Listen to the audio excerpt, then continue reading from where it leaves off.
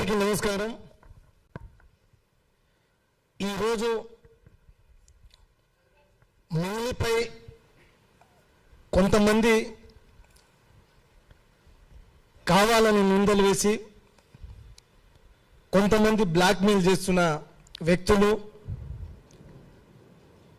మరియు ఈరోజు సోమాజిగూడ ప్రెస్ క్లబ్లో మా గిరిజన నేతలందరూ కలిసి మా బిడ్డకు మద్దతుగా మంగ్లీబాయికి మద్దతుగా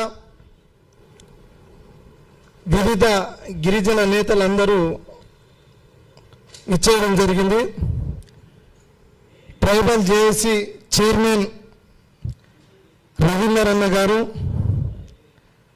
శివలాల్ బంజారా సంఘం సలహాదారులు వెంకటన్న గారు, ఉస్మానియా యూనివర్సిటీ అధ్యక్షులు తమ్ముడు సురేష్ నాయక్ గారు, అదేవిధంగా వరంగల్ ప్రాంతం నుంచి తెలంగాణ రాష్ట్ర ప్రాంతం నుంచి తెలంగాణ సైన్యం పార్టీ అధినేత రాష్ట్ర అధ్యక్షులు బానోత్ ప్రేమ్ నాయక్ గారు, అదేవిధంగా బంజారా ప్రజా సంఘం శంకర్ నాయక్ గారు, మరియు అదేవిధంగా గిరిజన మహిళా నాయకురాలు ఇందుబాయి గారు, అదేవిధంగా సునీతా నాయక్ గారు, సేవాలాల్ సేన రాష్ట్ర ఉపాధ్యక్షురాలు, మరియు సేవాలాల్ బంజారా సంఘం ప్రధాన కార్యదర్శి గణేష్ నాయక్ గారు, అందరికీ స్వాగతం.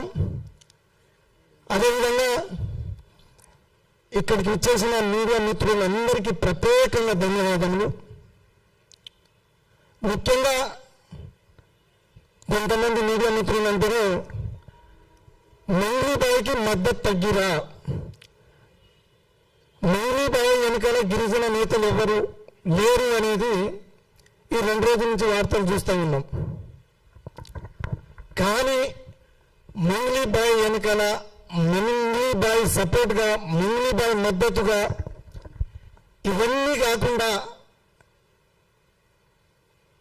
మంగ్లీబాయి ఎటువంటి ఆధారాలు లేకుండా మరి డీసీపీ గారు ఆమె ప్రమేయం లేదని చెప్పడం జరిగింది.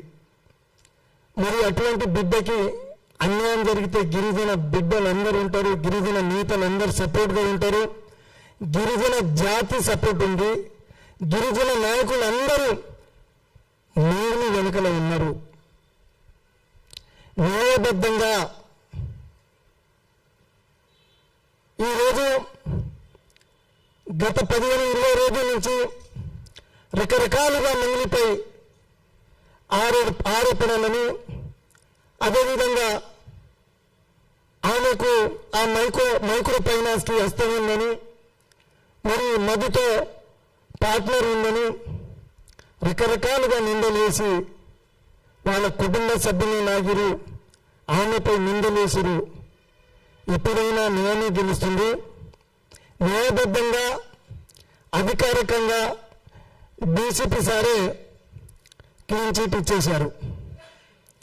దాని తర్వాత కూడా మళ్ళీ ఏదో రకంగా మరి ఆమెపై మీడియా పేరు కోసం, కొంతమంది మీడియా పేరు కోసం మరి మీడియా ముందుకు వచ్చి వాళ్ళు ఏం మాట్లాడుతూ అనేది వాళ్ళకే అర్థం కావట్లే. ఈరోజు చూస్తూ ఉంటే మీడియా కూడా అదే విధంగా మరి బయటకు చూపిస్తుంది. ఈరోజు మీడియా సమాముఖంగా గత కొన్ని రోజుల క్రితం జరిగిన విషయం, నేను ఒక విషయం చెప్తా. మొన్న అక్కడి నుంచి స్టార్ట్ అయింది అది. నేను మొదట్లోనే ఇదే ప్రెస్ క్లబ్లో కొన్ని ఛానల్ పేరు, అంటే ఒక 2-3 ఛానల్ పేరు చెప్పిన. మరి ఈరోజు మళ్ళీ చెప్తున్నా. నేను ఆ రోజు చెప్పిన తర్వాత మరుసటి రోజుకే నాకు ఒక గిరిజన నేత నుండి మన తొలి వెలుగు ఛానల్ రఘు ఫోన్ చేయించి వారి యొక్క మీడియా స్టూడియో నుండి ఒక గిరిజన అబ్బాయితో కానీ గిరిజన నేతలతో కానీ నాకు ఫోన్ చేయించి బెదిరించడం జరిగింది. మళ్ళీ అక్కడి నుంచి మొదలైంది. ఆ రోజు నా దగ్గర ఎవిడెన్స్ ఉంది. మన తొలి వెలుగు రఘు ఛానల్ స్టూడియోకి సంపత్ మరియు అశోక్ రాథోడ్ వీళ్ళిద్దరు ఉండడం జరిగింది. 9:30 ఎగ్జాక్ట్లీ 9:30కు ఫోన్ చేయడం జరిగింది. బ్రదర్, మీరు రఘు ఛానల్ పేరు చెప్పడం కరెక్ట్ కాదు, మీరు రఘు పేరు చెప్పడం కరెక్ట్ కాదు, బాగుండదన్నారు. అరే నేను ఒక ఊరు వాడాను, వ్యక్తిగతంగా రఘుని నేను దూషించడానికి వాడాను, నా చుట్టాల, నా భావన, నా బామ్మర్దిన అనే ఊరు వాడాను.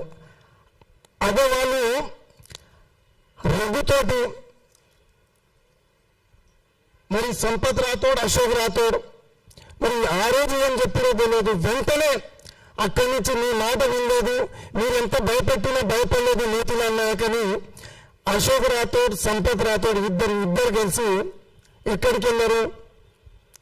సినిమా ఇండస్ట్రియల్ అసోసియేషన్ ఆయన మన మందిని బ్యాన్ చేయాలి అని మీకు ఒక ఫిర్యాదు ఇవ్వండి, మన మీడియా వస్తుంది, మిగతా మీడియా వాళ్ళని కూడా నేను పిలుస్తానని ఆ రోజు ఒక పేపర్ రాపించి వీళ్ళిద్దరిని పంపించడం జరిగింది. మన తొలి వెలుగు రఘు అంటే ఆ రోజు అశోక్ రాథోడ్ అన్న నేను అనవసరంగా రఘు పేరు తెస్తున్నావు, మంగ్లీ ఎవరన్నా మంగ్లీకి మద్దతుగా ఎందుకుంటున్నావు, రఘు పేరు తేవద్దు బాగుండదని భయప్రాంతం చేసి నువ్వు వెంటనే రఘుకు ఫోన్ చేసి నువ్వు సారీ చెప్పాలన్నాడు. నేను నెంబర్ పంపిస్తున్నా, అశోక్ రాథోడ్, సంపత్ ఇద్దరు నేను నెంబర్ పంపిస్తున్నా, రఘు నెంబర్ పంపిస్తా, వెంటనే నువ్వు సారీ చెప్పాను. నేనెందుకు సారీ చెప్తాను? ఆ రోజు మొదలు పెట్టింది మన తొలి వెలుగు రఘు, అదేవిధంగా సుమన్ టీవీ రోషన్. ఆ రోజు వాళ్ళు తప్పుడు వార్తలు చదివి తప్పుడు వీడియోలు చూపించి మొదలుపెట్టింది వాళ్ళు. ఇవన్నీ మరి రఘు చేస్తున్న పిల్ల వివక్షతోటి వీళ్ళ మధ్యలో వీళ్ళని పెట్టుకొని మరి అశోక్ రాథోడ్ని, సంపత్ని మీరు పోయి ఆ సినీ ఇండస్ట్రీలో మంగ్లీని బహిష్కరించాలంట. వీళ్ళెవరు మంగ్లీని బహిష్కరించాలని చెప్పడానికి మళ్ళీ అంటారు మేము గిరిజన నేతలు. ఎవరు గిరిజన నేతలు? నువ్వు జనసేన పార్టీ నాయకుడు స్పష్టంగా మీడియాలో చెప్పినావు. మంగ్లీపై వ్యక్తిగతంగా పార్టీ పరంగా నువ్వు కుట్రతోటే జనసేన పార్టీ నాయకుడిగా ఆడికెళ్ళావు. ఇంకొకడు అశోక్ రాథోడ్, వాడు బీజేపీ పార్టీ హుసేన్ నాయక్ అనుచరుడు, బీజేపీ పార్టీ నాయకుడుగా పోరాడు వెళ్ళాడు. అంటే మీరు పార్టీల పరంగా ఆంధ్రాలో 2019లో, ఏపీలో 2019లో ఒక గిరిజన యువతి సింగర్ మంగ్లీ వైఎస్ఆర్సీపీ పార్టీ ప్రచారానికి వెళ్ళింది ఒక కళాకారులుగా. మరి అవన్నీ ఆ రోజు మనసులో పెట్టుకొని ఈ రోజు జనసేన పార్టీ సంపత్ రాథోడ్ మరి పార్టీ పరంగా నువ్వు కుట్ర చేసి మా గిరిజన జాతిని అవమానిస్తున్నావు నీ పార్టీ పరంగా. మరి నువ్వు గిరిజన నేతని మళ్ళీ చెప్పుకుంటావు ఆడికి పోయి. నువ్వు గిరిజన నేత అని నువ్వు గిరిజన పక్షాన కొట్లాడాలనుకుంటే దమ్ముంటే జనసేన పార్టీకి రాజీనామా చేసి ఇదే హైదరాబాద్ యూనివర్సిటీలో బిడ్డ గిరిజన నేతలు అందరూ ఉన్నారు, చర్చకు రా. దమ్ముంటే నువ్వు గిరిజన నేతల సమక్షంలో చర్చకు రా. నువ్వు అరుస్తుంటావు కదా, మంగ్లీ అని అరుస్తుంటావు కదా, అరిస్తే అబద్ధం నిజం కాదు. కానీ నువ్వు జనసేన పార్టీ పక్షాన కొట్లాడుతున్నావు. జనసేన పార్టీ ఆ రోజు వైఎస్ఆర్సీపీకి మంగ్లీ ప్రచారం చేసిందనే ఉద్దేశంతో పార్టీ పరంగా ఈరోజు కుట్ర చేస్తున్నావు. ఎవరా నువ్వెవడు? గిరిజన నేతవా? గిరిజన పక్షాన ఏం చేసినావు? గిరిజన మహిళ యువతి మంగ్లీబాయ్ ఈరోజు గిరిజన లంబాడి వేషం వేసుకొని ఇదే ప్రతి మీడియాలో మా భాషలో మాట్లాడిన సందర్భం ఉంది. జాతీయ స్థాయి లెవెల్లో, నేషనల్ లెవెల్లో మా బంజారాలకు గౌరవం తెచ్చిన అమ్మాయి అనవసరంగా నువ్వు ఈరోజు కొంతమంది మీడియా వాళ్ళు అంటారు, మీడియా మిత్రులు మొన్నటి దాకా ఆ అమ్మాయిపై వేరే వాళ్ళు